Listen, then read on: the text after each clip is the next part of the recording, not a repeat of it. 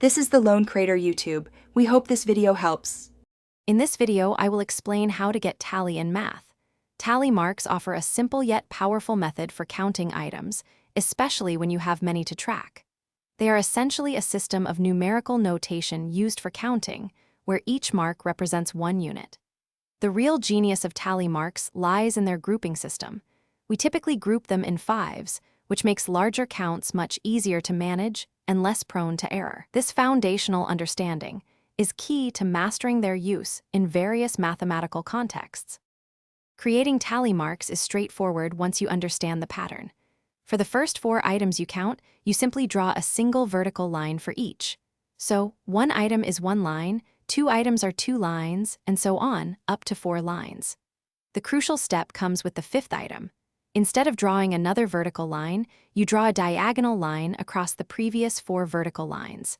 This forms a distinct bundle, making it incredibly easy to see groups of 5 at a glance. Once you have a set of tally marks, counting them is very efficient. The key is to recognize the bundles of 5.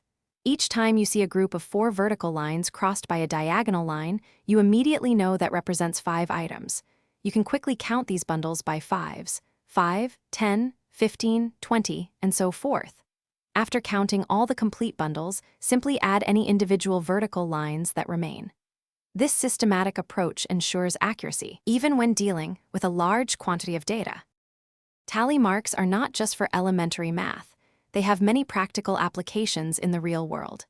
Imagine you are taking a quick poll, tracking attendance, or even counting items in an inventory.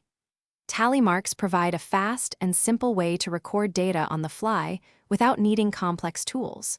They are particularly useful when you need to collect temporary data quickly and visually represent frequencies. This method is a valuable skill for anyone needing to organize and count information efficiently in everyday situations.